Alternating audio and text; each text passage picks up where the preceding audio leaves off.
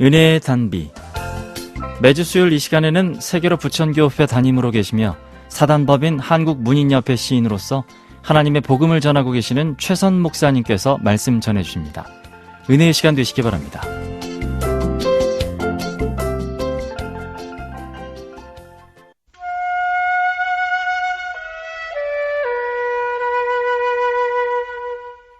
지나간 과거에 안 좋았던 것들은 될 수 있으면 잊어버리고 소망을 품고 즐겁게 달려가는 인생을 허락하신 하나님께 감사를 드립니다. 그러나 우리 국민들은 새 희망을 품고 가슴 벅찬 호흡을 내쉰 지 얼마 되지 않아 코로나19 바이러스로 인해 국가적인 긴급 비상이 걸렸습니다. 지구촌 곳곳에 입국 금지 조치가 취해졌으며 거리두기 및 마스크 착용으로 인한 불편함이 극도에 달하고 있습니다.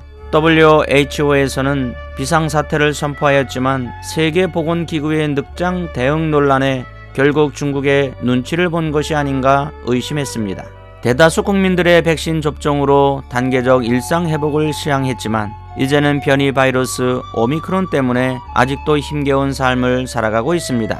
어려움을 몸소 겪고 있는 국민들, 그리고 정부는 물론 민간 의료기관에서도 밤낮으로 대처하기 위해 온갖 노력을 기울이고 있음에 박수를 보냅니다.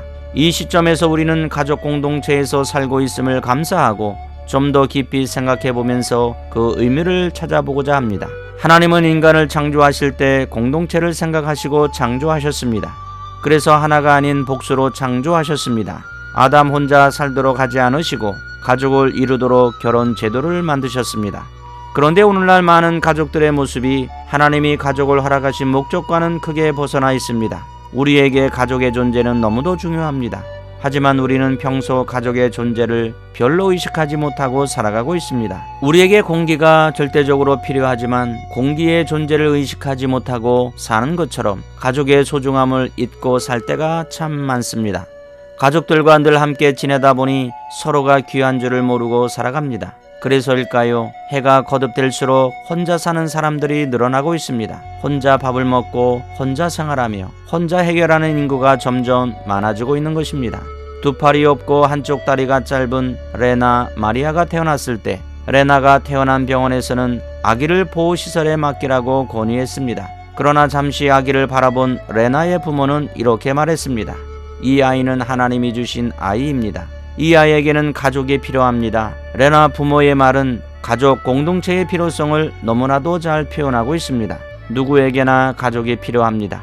우리는 가족들을 통해서 절대적 지지를 받고 정을 나누며 정서적인 만족과 친밀감을 누립니다. 사람은 혼자 살 수 없습니다. 반드시 더불어 살아야 합니다.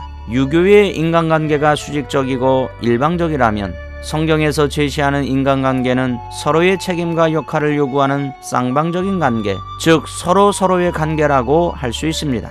가정이 온전하기 위해서는 어떤 한 사람의 희생과 헌신으로는 어렵고 서로 노력해야 하는 것입니다. 사도 바울은 골로새서 이러한 가족 간의 관계를 함축해서 말씀하고 있습니다.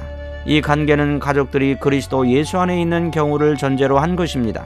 이기와 불신의 시대를 살아가는 대한민국 국민들은 무엇보다 서로 자신의 역할을 잘 감당하여 행복한 가정을 이룰 수 있도록 해야 할 것입니다. 국민들은 코로나 바이러스로 인한 고통을 여전히 받고 있습니다. 무엇보다 서로 사랑으로 허물을 감싸며 한 마음으로 달려가는 사랑의 공동체가 되기를 예수 그리스도의 이름으로 축복합니다. 지구촌이라는 공동체와 그들의 사회에서 몸담고 있는 다양한 공동체도 물론 마찬가지입니다. 사랑하는 방송가족 여러분, 세계가 한 번도 경험하지 못한 작금의 상황을 지금까지 잘 견디온 것처럼 주님의 보호와 인도하심을 간구하면서 인내합시다. 그렇게 한다면 이전보다 더 나은 열매가 있게 될 것으로 확신합니다. 우리 그리스도인들은 현실과 내세를 믿음으로 동시에 살아가는 천국 시민입니다. 그러므로 영적인 신앙생활의 방역으로 힘겨운 삶의 영역에서 반드시 승리하시길 예수 그리스도 이름으로 축복합니다.